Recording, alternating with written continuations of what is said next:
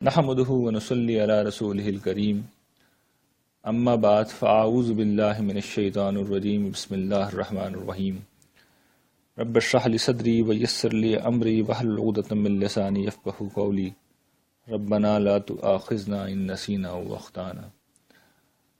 حاضرین گرامی قدر، آج ہم اس سلسلے میں جس میں ہم قرآن مجید کے ان مقامات کا مطالعہ کر رہے ہیں جس میں اللہ تعالیٰ کی مطلوب صفات بیان کی گئی ہیں، اس میں ایک اور اہم مقام کا ہم مطالعہ کر رہے ہیں۔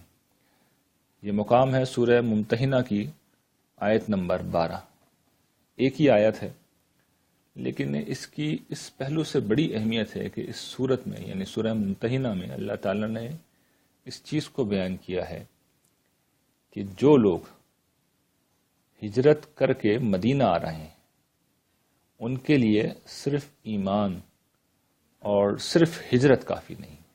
یعنی اس صورت کا پس منظر کیا ہے کہ جس وقت مسلمانوں کے درمیان اور مشرکین مکہ کے درمیان صلح حدیبیہ کا معاہدہ ہو چکا، اب مسلمانوں کو مشرکین مکہ نے جو عرب کے سردار تھے، ائمۃ الکفر تھے، انہوں نے برابر کی ایک طاقت مان لیا ہے۔ اس سے پہلے مسلمانوں کو وہ تسلیم ہی نہیں کرتے تھے۔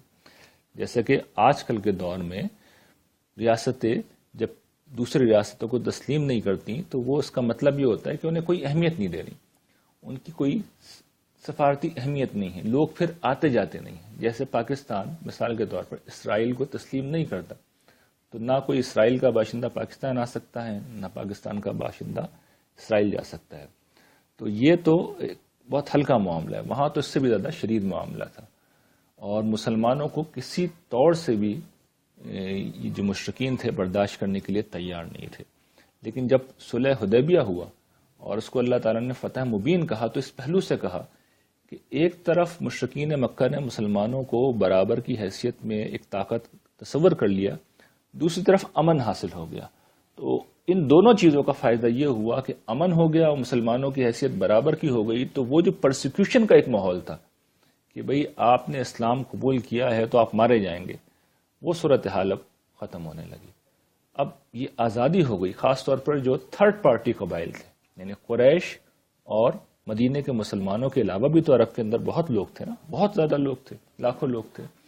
ان کے لیے دروازہ کھل گیا کہ وہ قریش کی دشمنی لیے بغیر مدینہ میں آ سکتے ہیں، مسلمانوں سے معاہدات کر سکتے ہیں، ایمان لا سکتے ہیں۔ اور اس دور تک چونکہ ہجرت کرنا لازمی تھا، یعنی اس دور تک قانون یہ تھا کہ ایمان آپ لائے ہیں تو آپ کو پھر ہجرت کرنی ہوگی، تو اب لوگ آنے بھی لگے۔ اچھا، بعد میں گرچہ ہجرت کا حکم منسوخ بھی ہو گیا، لیکن بہرحال رسول اللہ صلی اللہ علیہ وسلم کے پاس لوگ آنا تو چاہتے تھے۔ یعنی رسول اللہ صلی اللہ علیہ وسلم کی جو حیثیت تھی، آپ کا مقام تھا، آپ کا مرتبہ تھا، ہر لوگ آتے تھے۔ اچھا، آ کے چلے بھی جائیں تو بہرحال اس دور میں رسول اللہ صلی اللہ علیہ وسلم کے پاس آ کے بیعت کرتے تھے لوگ۔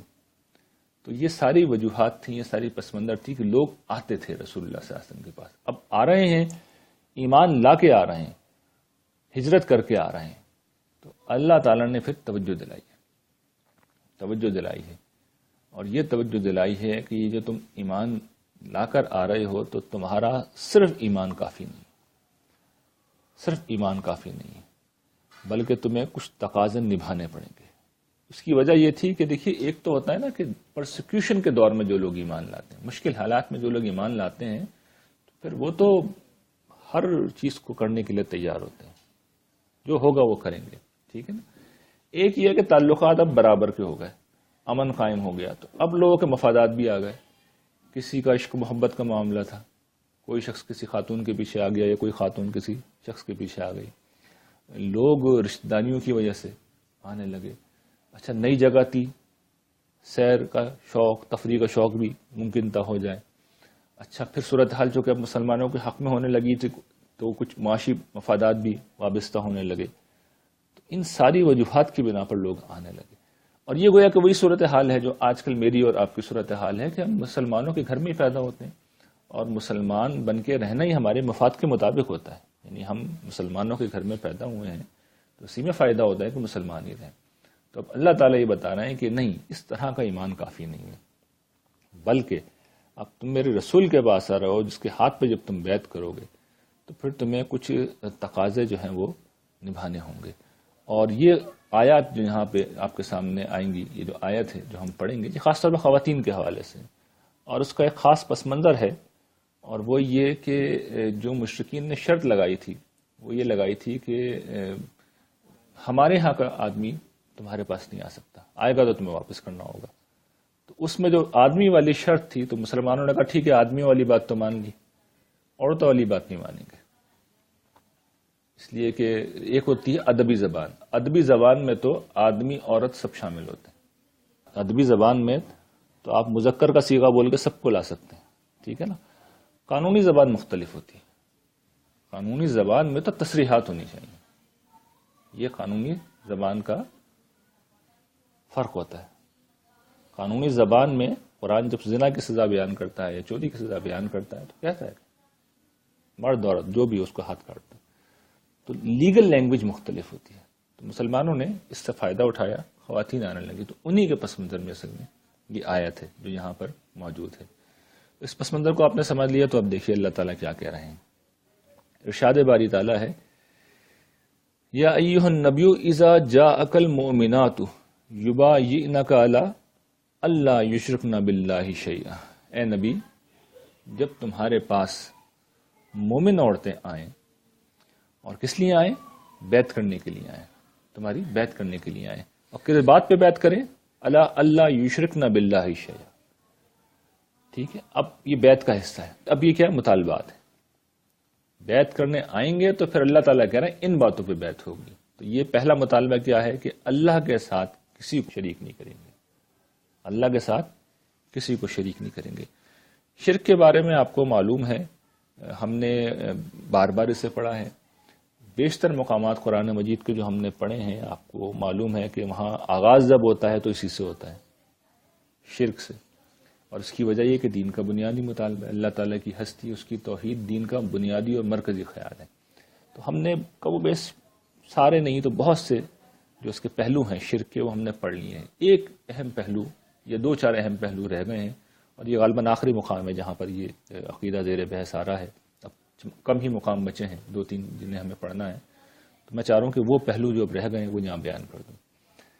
دیکھیے، ایک پہلو یہ ہے جو قرآن مجید بیان کرتا ہے، ارأیت من اتخذ الہہ ہواہ.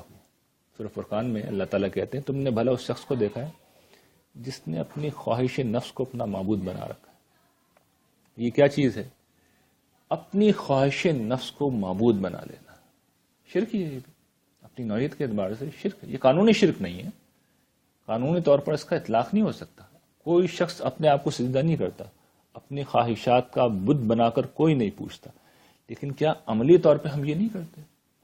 جب انسان کی خواہش صحیح و غلط کا فیصلہ کرنے لگے، حق و باطل کا فیصلہ کرنے لگے، صحیح اور غیر صحیح کا فیصلہ کرنے لگے، تو پھر انسان گویا کہ اللہ کو چھوڑ کر اپنے نفس کی پوجا کرنے لگتا ہے. تو ہمیں اس چیز کا جائزہ لینا چاہیے بحیثیت مسلمان کہ ہم تو بہت زیادہ کہتے ہیں نا، خاص طور پہ جو لوگ کچھ اس طرح اصلاح یافتہ ہو جاتے ہیں میری آپ کی طرح، کہ نہیں جی ہم تو قبروں پہ بھی نہیں آتے، اور ہم تو جی اللہ کا شکر ہے کہ غیر اللہ کو پکارتے بھی نہیں ہیں.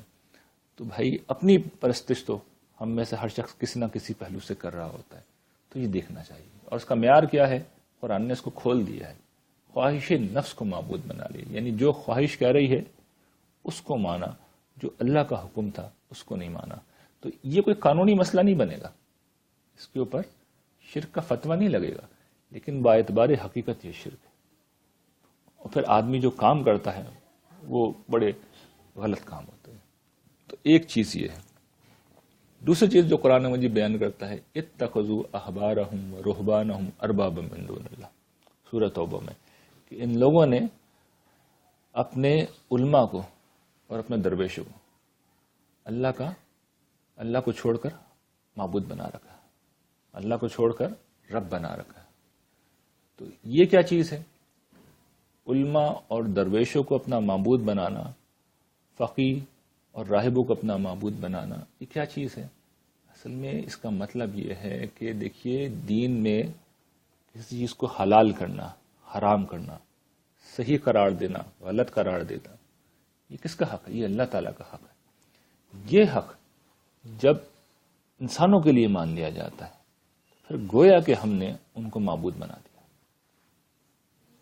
یعنی گویا کہ ہم نے ان کو معبود بنا دیا۔ اس بات سے کوئی تعلق نہیں ہے کہ ایک عام آدمی کسی عالم پر ٹرسٹ کر کر اس کی بات پر عمل کرتا ہے۔ جب وہ یہ کرتا ہے تو وہ عالم سے دلیل پوچھ لیتا ہے، اسے پوچھنی چاہیے کہ بھئی یہ اللہ تعالیٰ نے کہاں کہی ہے یہ بات جو آپ مجھ سے کہہ رہے ہیں کہ یہ دین کا حکم ہے، تو وہ بتا دیں گے۔ ہر شخص عالم تو نہیں ہو سکتا، لیکن عالم بتا دے گا اس عامی کو کہ یہ اللہ تعالیٰ کے اس حکم کی روشنی میں آپ یہ رائے دے رہا ہوں، تو اس میں کوئی مسئلہ نہیں ہے۔ لیکن اس کو ماخذ مان لینا، وہ جو کہے گا ہم نے مان لینا ہے، اس کی بات صحیح ہوگی، اور کوئی دوسرا شخص آ کے قرآن کی دلیل دے رہا ہے اور ہم کہیں گے نہیں جی ہم نے تو سننا ہی نہیں ہے، ہم نے تو یہاں سے بات سن لی سے سن لی، تو پھر یہ بھی ایک خطرناک صورت ہے۔ قرآن نے اس کو بھی شرک کے قائم مقام قرار دیا، تو اس پر بھی ہمیں متنبہ رہنا چاہیے۔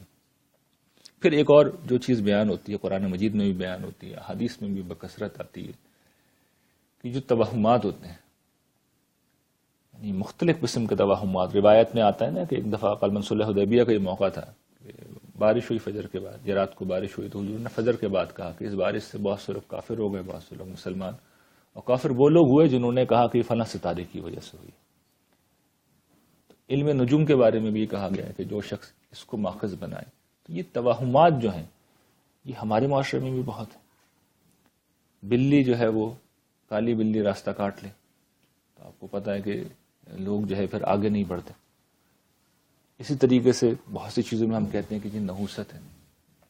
تو یہ جو توہمات ہیں یہ بھی اصل میں شرک ہی کی نوعیت کی چیزیں ہیں۔ کیوں؟ اس لیے کہ ہم نے نفع و ضرر کا مالک اللہ کو چھوڑ کے ان لوگوں کو، ان چیزوں کو تسلیم کر لیا۔ ایک تو نفع ضرر ہوتا ہے مادی طور پہ بھی نظر آ رہا ہے، واضح ہے، ثابت شدہ ہے کہ اگر گدلا پانی پئیں گے، بدبودار پانی پئیں گے تو بیمار ہو جائیں گے، ٹھیک ہے نا، تو ضرر وہاں سے ہو گیا۔ ایک چیز صرف توہم پہ مبنی ہے، توہم پہ مبنی چیزوں کو نفع و ضرر کا مالک سمجھ لینا، یہ گویا کہ اللہ تعالیٰ کے ہاں شرک کے برابر ہی سمجھا جاتا ہے۔ اور پھر اس میں لوگ طرح طرح کی رسمیں ایجاد کر لیتے ہیں، کیونکہ جب اس طرح کے اوہام و خرافات پیدا ہوتے ہیں تو پھر اس طرح کی بلاؤں کو دفع کرنے کے لیے بھی ایک شریعت وجود میں آتی ہے۔ پھر مختلف قسم کے اعمال کیے جاتے ہیں، مختلف قسم کی چیزیں ہیں جن کو اختیار کرتے ہیں، تو ظاہر ہے کہ پھر ایک مستقل شریعت پیدا ہو جاتی ہے، تو بات پھر آگے بڑھتی ہے۔ تو مشرکین کے بہت سے اوہام تھے جو قرآن مجید نے سورہ انعام کے اندر بیان کیے، کبھی ہم پڑھیں گے سورہ انعام تو میں بیان کر دوں گا۔ تو یہ اوہام جو تھے خواتین میں بہت زیادہ تھے، اور خواتین میں ہوتے بھی ہیں، تو یہی وہ چیز ہے جس کو یہاں پر توجہ دلائی گئی ہے، اور یہ بتایا جا رہا ہے کہ بھئی یہ جو رویہ ہے یہ سب کا سب جو ہے وہ تمہیں چھوڑنا ہوگا۔ شرک میں یہ سب چیزیں شامل ہیں، شرک میں یہ سب چیزیں بھی شامل ہیں، یہ شرک کی اطلاقی پہلو ہیں، تو مجھے آپ کو بھی اپنا جائزہ اس پہلو سے لینا چاہیے۔ اگلا مطالبہ کیا ہے؟ ولا یسرقنا۔ اگلا مطالبہ کیا ہے؟ ولا یسرقنا، یعنی وہ چوری نہیں کریں گے۔ یعنی آپ دیکھیے کہ ہر جگہ قرآن مجید کا طریقہ یہ ہے کہ اللہ کے حقوق کے بعد بندوں کے حق کا ذکر کرتا ہے، نماز کے ساتھ زکوٰۃ کا ذکر کرتا ہے، اللہ کی عبادت کے ساتھ والدین کے ساتھ حسن سلوک کا ذکر کرتا ہے۔ تو یہاں اب منکرات زیر بحث ہیں، تو سب سے بڑا منکر شرک ہے۔ اس کے بعد جو سب سے بڑی برائی ہو سکتی ہے بندوں کے حوالے سے، ان میں سے ایک برائی، یعنی تین برائیاں ہوتی ہیں نا، جان مال آبرو کو نقصان پہنچانا، تو اس میں سے مال کو اٹھا لیا اللہ تعالیٰ نے اس مقام پہ کہ کسی کو مالی نقصان نہ پہنچاؤ۔ کس شکل میں؟ چوری نہیں کریں گے۔ چوری کیا ہوتی ہے؟ دیکھیے چوری اصل میں ہمارے ذہن میں یہ آتا ہے کہ چوری کا مطلب تو یہی ہے کہ کوئی باقاعدہ قسم کا ڈاکہ ڈالا جائے، کوئی شخص رات کے اندھیرے میں کودے اور اس کے بعد گھر کا سارا سامان سمیٹ کے لے جائے اور پھر پولیس کے اندر رپورٹ درج ہو۔ نہیں، چوری اصل میں ایک عام عادت ہے، چھوٹی موٹی سطح کے اوپر، یہ دفتروں کے اندر، یہ گھروں کے اندر بہت عام ہے۔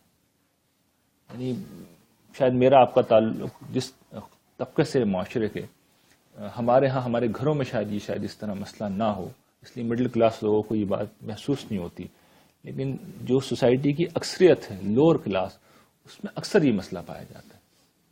اور آپ کے علم میں ہوگا کہ بالعموم گھروں میں جو لوگ کام کرنے آتے ہیں، ملازم ہیں، خانسامہ ہیں، ماسیاں ہیں، لوگ ہمیشہ تشویش میں رہتے ہیں ان کے متعلق، اور اکثر اس طرح کے واقعات ہم سنتے رہتے ہیں کہ وہ چوریاں کر لیتے ہیں ان کی تربیت میں یہ چیزیں شامل نہیں ہوتی.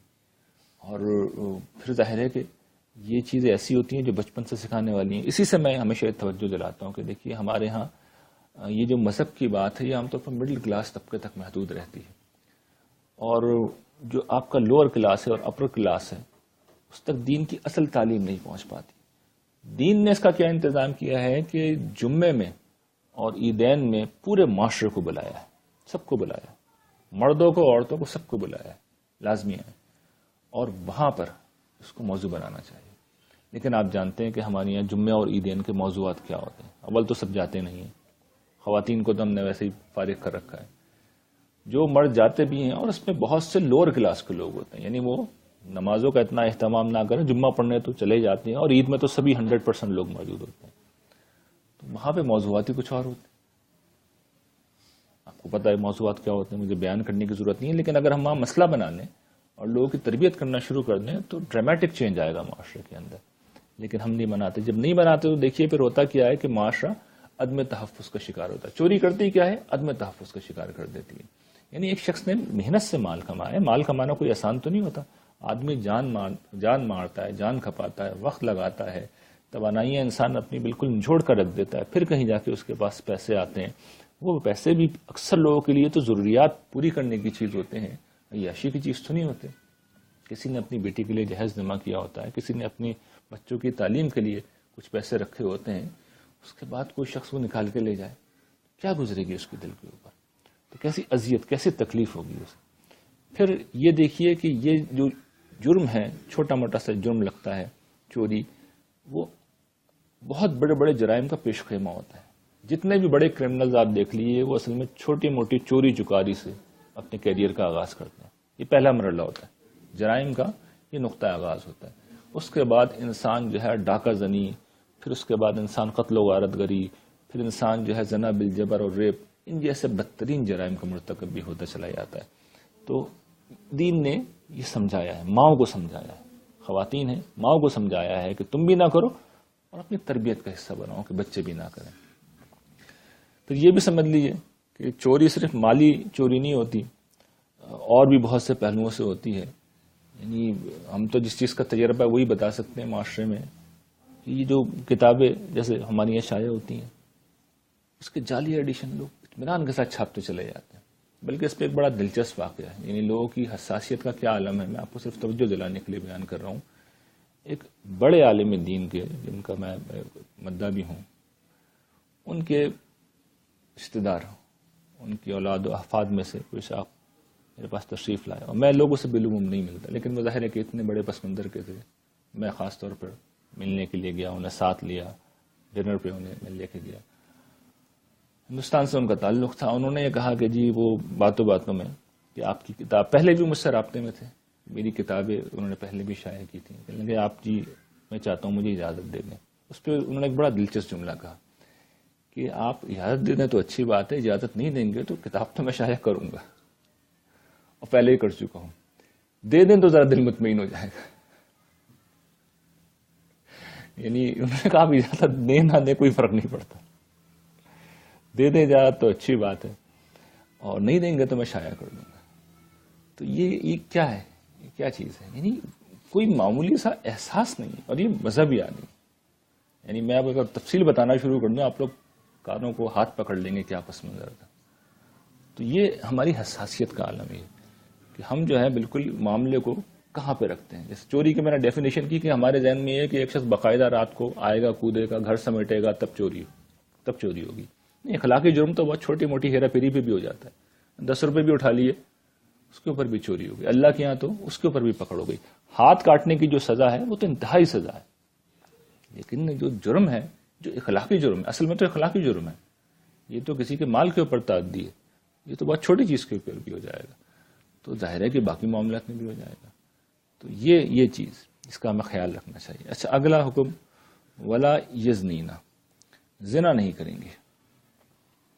دیکھیے زنا ہم اس پہ پہلے بھی کئی دفعہ پڑھ چکے ہیں، لیکن اس دفعہ یہ خواتین کے حوالے سے آ رہا ہے. تو میں اس پس منظر میں عرض کرنا چاہوں گا کہ دیکھیے زنا کا ایک فریق ہمیشہ خواتین بھی ہوتی ہیں، خاص طور پر زنا بالرضا میں تو وہ برابر کی شریک ہوتی ہیں. تو اس پہلو سے بھی خواتین کی تربیت کی بڑی ضرورت ہے، اور اس پہلو سے بھی کہ دیکھیے ایک ہوتی ہے زنا اور ایک ہوتی ہے بدکاری کا پیشہ، اس میں خواتین جو ہے فریقین میں سے ایک فریق نہیں ہوتی، دو افراد میں سے ایک فرد نہیں ہوتی، وہ تو اصل میں ایک مستقل معاملہ ہوتا ہے جو ہو سکتا ہے 20 لوگوں کو اور گناہگار کر رہا ہو. تو یہ دونوں پہلو ہوتے ہیں. اچھا اتنا ایکسٹریم معاملہ نہ بھی ہو تب بھی اللہ تعالیٰ نے مرد اور عورت کو جس طرح سے بنایا ہے تو خواتین کے اندر ایک غیر معمولی صنفی کشش ہوتی ہے مردوں کے لیے، اور اس کے نتیجے میں آپ دیکھ لیجئے کہ اریانی مردوں کی ہو عورتوں کی دونوں ہی بری سمجھی جاتی ہے. لیکن مردوں کی نیم اریانی اصل میں کبھی بھی مسئلہ نہیں رہی معاشروں کے اندر. مردوں کی نیم اریا ہونا، مرد کبڈی کھیلتے ہیں، مرد ابھی بھی ریسلنگ کھیلتے ہیں، وہ اس طرح کے سارے سوئمنگ کر رہے ہوتے ہیں، سارے معاملات ہمیشہ سے کرتے آئے، کچھ بھی نہیں ہوتا اس سے. لیکن دنیا بھر میں فلموں کو چلانے کے لیے، پروڈکٹس کو بیچنے کے لیے خواتین کو لایا بھی جاتا ہے، انہیں نیم اریاں بھی کیا جاتا ہے. تو وہ بالواسطہ طور پہ اصل میں اس کا ذریعہ بن رہی ہوتی ہے. یہ پہلو بھی، اور اسی وجہ سے آپ دیکھیے قرآن مجید نے جب احکام دیے ہیں، سد ذریعہ کی نوعیت کے احکام دیے ہیں. ایک تو زنا سے منع کیا ہے، ایک زنا سے روکنے کے لیے لوگوں کو سد ذریعہ کے جو احکام دیے ہیں، تو اس میں دو حکم تو دونوں کو دیں، مرد عورت دونوں کو. نظروں کو کی حفاظت کرو اور اپنے اریانی، اپنی شرم کی جگہ چھپا کے رکھو. تو اریانی والی بات تو دونوں سے کہی ہے، دور رہو. خواتین کو دو اضافی چیزیں کہی ہیں. ایک یہ ہے کہ اپنا سینہ اس کو بھی ڈھانک کے رکھو، اور دوسرا یہ ہے کہ اپنی جو زینت ہے اس کو چھپا کے رکھو. الا ما ظہر منا، سوائے اس کے کہ جو ظاہر ہو رہی ہو، مطلب کہ جو چہرہ ہے، چہرہ اگر کھلا ہوا ہے اور چہرے کے اوپر کوئی زینت ہے تو ٹھیک ہے، قرآن کہتا ہے کہ یہ ظاہر ہو سکتی ہے. لیکن ادروائز جو باقی جسم ہے پورا وہ کورڈ ہونا چاہیے، اس کی ساری زینتیں چھپی ہوئی ہونی چاہیے، نمائش نہ ہو، کوئی زبائش نہ ہو. اس لیے کہ خواتین میں اٹریکشن اس سے پیدا ہوتی ہے، اور جسمانی طور پر ان کا سینہ خود چونکہ باعث اٹریکشن ہے، تو اس کو کہا ہے کہ اہتمام کے ساتھ اسے ڈھانک کے رکھو. تو یہ اضافی احکام بھی دیے خواتین کو. اس کی مطلب یہ ہے کہ ان کی ذمہ داری زیادہ ہے اس معاملے میں، ان کی ذمہ داری زیادہ ہے، ان کے اندر حیا بھی زیادہ ہوتی ہے. تو اللہ تعالیٰ نے یہ توجہ ہمیشہ دلائی ہے. تو یہاں پر بھی اس وجہ سے خاص طور پر اس کا ذکر کیا ہے، ان سارے پہلوؤں کی وجہ سے. زنا کے یہ خاص پہلو تھے جو ابھی تک زیر بحث نہیں آئے تھے، میں نے کہا یہاں پھر ان کو بھی زیر بحث لیا ہے.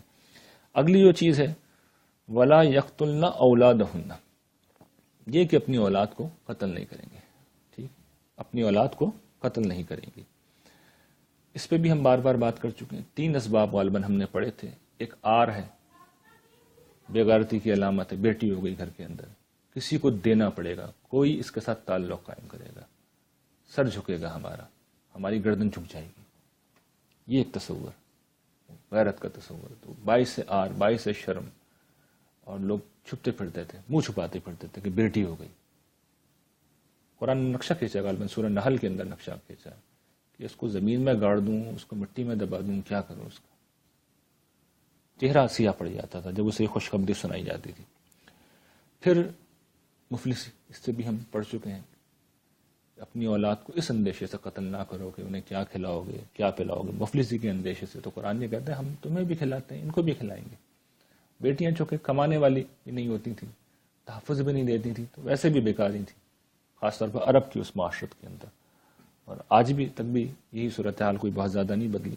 تو لوگ اسے ننگ سمجھتے تھے، باعث ننگ سمجھتے تھے، اور بوجھ بھی سمجھتے تھے. مفلسی کی وجہ سے وہ بوجھ بھی تھی، اور بہت سے توہمات بھی تھے. تو قرآن مجید نے ان تینوں پہلوؤں سے مختلف مقامات پر رسول اللہ صلی اللہ علیہ وسلم نے اپنی احادیث میں سمجھایا ہے، اور یہ بتایا ہے کہ بیٹیاں تو جو ہوتی ہیں وہ جنت میں داخلے کا سبب ہے. 2 بیٹیوں، 3 بیٹیوں کے اوپر ہی خوشخبری دی گئی ہے کہ جس کی 3 بیٹیاں ہوں اس نے اپنے لیے جنت کا سامان کر لیا. 2 بیٹیوں کے بارے میں بھی یہی خوشخبری ہے. تو یہ قرآن مجید نے اس کو واضح کیا، اور یہ بھی بتایا کہ دیکھو انسان کا قتل، ایک انسان کا قتل پوری انسانیت کا قتل ہے. وَإِذَا الْمَوْءُودَةُ سُئِلَتْ بِأَيِّ ذَنبٍ قُتِلَتْ، قرآن نے جو نقشہ کھینچا ہے کہ جب زندہ گاڑی ہوئی بچی سے پوچھا جائے گا تو یہ کس جرم میں قتل کیا گیا. یعنی اللہ تعالیٰ کا غضب کا اظہار ہے کہ جس نے، اس بچی سے پوچھا جائے گا، اس کو بھی اٹھایا جائے گا، چھوٹی سی بچی کو، کہ تجھے کس وجہ سے مارا گیا تھا، کوئی وجہ ہی نہیں تھی. تو آپ سمجھیے اللہ کے غضب کا عالم یہ ہوگا، اور جس شخص نے گاڑا ہوگا، مارا ہوگا، زندہ دبایا ہوگا، اس کا کیا حشر ہوگا. تو نوٹ کر لیے یہاں پر قابل توجہ بات کہ دل یہ کہتا ہے نا، ذہن یہ کہتا ہے کہ ماں شاید رو رہی ہوگی اس موقع کے اوپر. یہ آیت ہی بتا رہی ہے کہ مائیں شریک ہوتی تھی. ولا یقتلن اولادہن، مائیں بھی شریک تھی، مائیں بھی شریک تھی. یعنی مجموعی تصور سوسائٹی کا یہی تھا. اس لیے قرآن مجید نے خواتین کو روکا. مائیں اگر اڑ جاتی تو یہ صورتحال پیدا نہیں ہوتی. یہ قرآن مجید نے خاص طور پر اس کو پوائنٹ آؤٹ کیا ہے.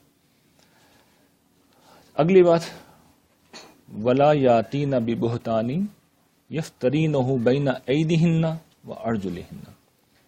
اگلی چیز کیا ہے کہ اپنے ہاتھ اور پاؤں کے درمیان کوئی بہتان نہیں تراشیں گے. یہ کیا چیز ہے؟ بہتان تو سب سمجھتے ہیں، جھوٹ، افترا، کذب، کسی کے اوپر الزام لگانا. بین ایدیہن وارجلہن، اپنے ہاتھ پاؤں کے درمیان، یہ بڑی خوبصورت ادبی تعبیر ہے، کنایا ہے. اور اس کا مطلب یہ ہے کہ چونکہ جنسی اعضاء ہاتھ اور پاؤں کے بیچ میں ہوتے ہیں، جنسی معاملات میں کوئی بہتان نہیں لگائیں گے. یہ تعبیر اختیار کرنے کی وجوہات ہیں. دیکھیے، ایک وجہ تو یہ ہے کہ یہ بڑا شائستہ طریقہ ہے. ایک تو یہ ہوتا ہے نا کہ آپ عمومی طور پہ خطاب کر رہے ہیں، مرد بھی موجود ہیں، خواتین بھی ہیں، یا براہ راست کوئی مخاطب بھی نہیں، جیسے قرآن مجید ہے عمومی طور پہ پڑھا جاتا ہے، تو کسی خاص شخص کو مخاطب کر کے گفتگو نہیں ہو رہی. اس میں تو بعض اوقات آپ بہت بات کھلے ہوئے انداز میں کہہ دیتے ہیں تو کوئی محسوس نہیں کرتا. یہ موقع کیا ہے؟ رسول اللہ صلی اللہ علیہ وسلم کے پاس خواتین آ رہی ہیں، عورتیں آ رہی ہیں، آپ کے پاس بیعت کرنے آ رہی ہیں. وہ 1 to 1 بھی بیٹھیں گے، وہ ہو سکتا ہے گروپ کی شکل میں بھی آئیں، اور وہ مخاطب ہوں گے براہ راست. حضور ان سے گفتگو کر رہے ہوں گے. اب حضور گفتگو کر رہے ہیں تو حضور کی یہ شان، آپ کا جو مقام ہے، اور کسی بھی شخص کے لیے مناسب نہیں ہے کہ خواتین سے جب بات کریں تو اس طرح کی چیزوں کو بالکل کھل کے بات کرنا شروع کر دیں. بات بیان بھی کرنی ہے تو یہ کنایہ اختیار کیا گیا. ایک بات کہہ دی گئی، بین ایدیہن وارجلہن، ہاتھ پاؤں کے درمیان جو ہے کیا ہے؟ جنسی اعضاء ہیں، ان کے بارے میں کوئی اس طرح نہیں کھڑیں گے. اس کا دوسرا فائدہ کیا ہے کہ اشارہ زنا کی طرف ہے. جھوٹا زنا کا الزام کسی پہ نہیں لگائیں گے. سادہ ترین مطلب تھا، لیکن اس کا ایک دوسرا فائدہ بھی ہے، یعنی ادبی پہلو سے بھی یہ خوبصورت کلام ہے. مانوی طور پہ بھی اس میں بڑی خوبصورتی ہے کہ الزام دیکھیے صرف زنا کا ہی نہیں ہوتا، اس سے ذرا کمتر چیزوں کا بھی ہوتا ہے. اب وہ کمتر چیزیں کیا ہوتی ہیں وہ ظاہر ہے کہ بیان کرنے کی مجھے ضرورت نہیں ہے، لیکن آپ سمجھ سکتے ہیں کہ اس سے کمتر چیزیں بھی ہوتی ہیں. مرد و زن کے تعلق کے حوالے سے الزام اس کے حوالے سے بھی لگتے ہیں. تو یہ نہیں ہے کہ آپ زنا کا ہی الزام لگائیں اور باقی اب کھلی چھٹی ہے. اب زنا کا الزام لگائیں یا اس سے کمتر چیز کا الزام لگا دیں کسی مرد اور عورت کے اوپر، دونوں کی اخلاقی حیثیت تباہ ہو جائے گی. رشتے ناطے ٹوٹ جاتے ہیں، تعلقات خراب ہو جاتے ہیں، دشمنیاں پیدا ہو جاتی ہیں. پھر کیوں قرآن روک رہا ہے؟ اصل میں کیا ذہنیت ہوتی ہے؟ ذہنیت یہ ہوتی ہے کہ انسان مزے لیتا ہے. پچھلی دفعہ ہم نے پڑھا تھا ولا تجسسوا، تو ایک تو تجسس کرنا ویسے ہی مزے لینے کی نفسیات ہوتی ہے، اور بالعموم اس کے پیچھے ہوتا یہ ہے کہ کوئی عیب ڈھونڈو. اور اس طرح کی چیزیں چونکہ انسان ہی ہے، معاشرے ہیں، سب کچھ انسانوں میں ہو بھی جاتا ہے، معاملات ہو بھی جاتے ہیں. دین کی تعلیم تو کیا ہے کہ پردہ پوشی کرو، پردہ ڈالو لوگوں کے اوپر، رسوا مت کرو، ذلیل مت کرو. تم ان کی حیثیت عرفی ختم کر دو گے پھر تو یہ پکے ہو جائیں گے اپنے کام میں، ڈھیٹ ہو جائیں گے. کرنا ہے تو کچھ سمجھاؤ بجاؤ تنہائی کے اندر، کسی کو ذلیل کیے بغیر، رسوا کیے بغیر معاملے کو ختم کرو، پردہ ڈالو. اللہ نے پردہ ڈالا ہے، تم بھی پردہ ڈالو. ظاہر بات ہے یہ کوئی بیچ چوراہے پہ تو ہمارے معاشرے میں کم سے کم بیچ چوراہے پہ تو نہیں کرتا، چپ کے کر رہے ہوتے ہیں. اب آپ پہنچ گئے وہاں تو ضروری ہے کہ تماشا کھڑا کریں، بدنام کریں، ختم کریں معاملے کو. لیکن ہم کیا کرتے ہیں، خاص طور پر خواتین میں کیا ہوتا ہے کہ وہ مزے لینے کے لیے ایک دوسرے کو، دوسرا تیسرے کو، تیسرا چوتھے کو، وہ بات پھر پھیلتی چلی جاتی. اور ہوتا یہ ہے کہ فرض کر لیں کوئی بات ہوتی بھی ہے تو وہ معاشے تولے کا پھر وہ من اور ٹن بن جاتا ہے، اور بارہا تو کوئی بات ہی نہیں ہوتی، کوئی بات ہی نہیں ہوتی. تو قرآن نے اس سے روکا ہے کہ تم جو ہے لوگوں کو اس طرح رسوا مت کرو. پیچھے مال کا ذکر ہوا، جان کا ذکر ہوا، اور یہ آبرو کا ذکر ہو گیا. یہی بنیادی چیزیں ہیں جس کو یہاں قرآن مجید بیان کرتا ہے. اور پھر شریعت میں یہ بھی سمجھ لیجیے کہ ہماری شریعت میں جو قذف ہے، یہ جھوٹا الزام لگانا کسی کو، اس کی 80 کوڑے سزا ہے. یہ سخت جرم ہے، بڑا جرم ہے. اس لیے کہ جس طرح مال کسی کا تلف کرنا بڑا جرم ہے، ہاتھ کاٹنے کی سزا ہے، اس کے اوپر ایک انتہائی سزا 80 کوڑے کی کسی کی آبرو ختم کرنے کی سزا ہے. اور کسی پاک دامن آدمی کے بارے میں اگر آپ کو اسٹیبلش کرنا ہے تو پھر 4 گواہ لانے ہوں گے. یعنی قرآن یہ چاہتا ہے کہ کسی پاک دامن آدمی کو نشانہ نہ بنایا جائے. پاک دامن آدمی کے لیے میں بات کروں، پاک دامن آدمی کی، اس کے اوپر اگر یہ الزام لگانا ہے تو پھر آپ کو 4 لوگوں کو پیش کرنا ہوگا گواہ کے طور پر. جو اگلا حکم ہے وہ یہ کہ ولا یاسین کا فی معروف، کہ کسی نیک کام میں تمہاری نافرمانی نہیں کریں گی. تو دیکھیے، نیک کام میں رسول اللہ صلی اللہ علیہ وسلم کی نافرمانی نہ کریں گی تو اس کا مطلب کیا یہ ہے کہ رسول اللہ صلی اللہ علیہ وسلم معاذ اللہ کسی برائی کا حکم دے سکتے ہیں؟ نہیں، یہ نہیں کہہ رہا ہے اللہ تعالیٰ، یہ نہیں کہہ رہا ہے یہاں پہ.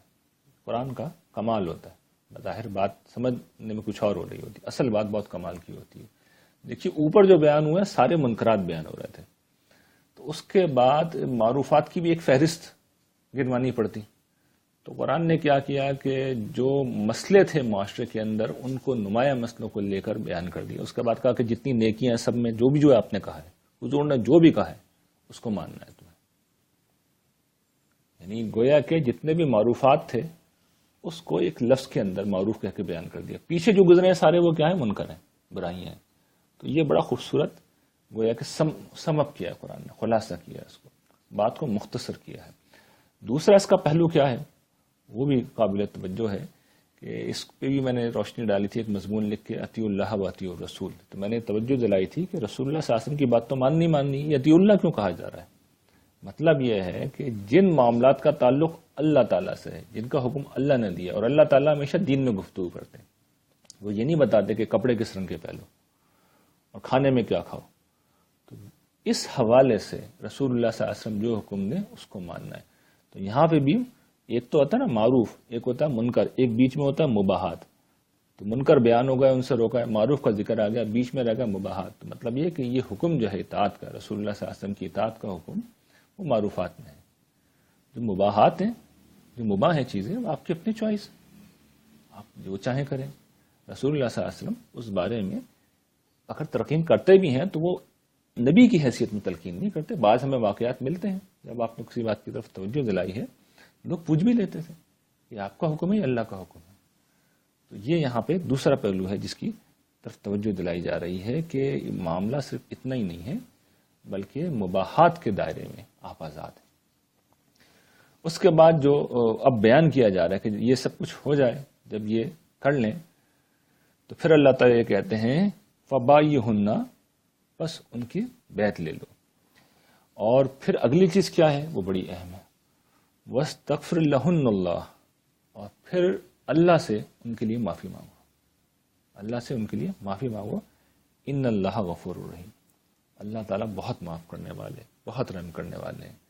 یعنی رسول اللہ صلی اللہ علیہ وسلم، رسول اللہ صلی اللہ علیہ وسلم کی بیعت کب کر سکتے ہیں؟ یعنی وہ تو بیعت کرنے آ گئے، لیکن رسول اللہ صلی اللہ علیہ وسلم کب بیعت کریں گے، بیعت لیں گے کب، یعنی شرف قبولیت کب بخشیں گے؟ جب ان سب چیزوں کا عزم کریں. یہ ہے وہ جس کی طرف میں نے شروع میں توجہ دلائی تھی کہ دیکھیے میں اور آپ اگر آج مسلمانوں کے گھرانوں میں پیدا ہو گئے تو یہ کافی نہیں ہے رسول اللہ صلی اللہ علیہ وسلم کی امتی بننے کے لیے، کافی نہیں ہے. رسول اللہ صلی اللہ علیہ وسلم نہیں پہچانیں گے ہمیں اس طرح.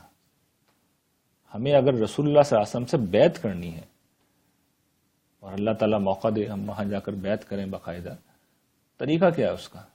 اس دنیا میں جو کچھ یہاں پہ یہ احکام دیے گئے ہیں یہ عزم کریں کہ یہ نہیں کریں گے، نہیں کریں گے ان میں سے کوئی کام. نہ صرف یہ بلکہ جو مطالبات ہیں رسول اللہ صلی اللہ علیہ وسلم کے، جو بھی احکام ہیں، یہ عزم کریں کہ آپ کی بات مانیں گے. غلطیاں پھر بھی ہو جائیں گی، میں اس کی بات نہیں کر رہا، غلطیاں پھر بھی ہوں گی. عزم یہی ہونا چاہیے، اصولی فیصلہ یہی ہونا چاہیے، تب کہیں جا کے شرف قبولیت ملے گی. پھر رسول اللہ صلی اللہ علیہ وسلم اون کریں گے اور پھر قیامت کے دن معافی مانگیں گے ہماری طرف سے. اس کو شفاعت کہتے ہیں. یعنی رسول اللہ صلی اللہ علیہ وسلم آگے بڑھ کے بات کب کریں گے ہماری طرف سے؟ کیا مسلمانوں کے گھروں میں پیدا ہونے کی وجہ سے بات کریں گے؟ نہیں. یعنی وہ تو رحمت للعالمین ہے، سب کے لیے کریں گے تو ہم بھی اس میں آ ہی جائیں گے. لیکن ہم مستحق کب ہوں گے؟ اللہ تعالیٰ اجازت کب دیں گے؟ جب ہم اپنے عمل کے ساتھ پیچھے کھڑے ہوئے ہوں گے.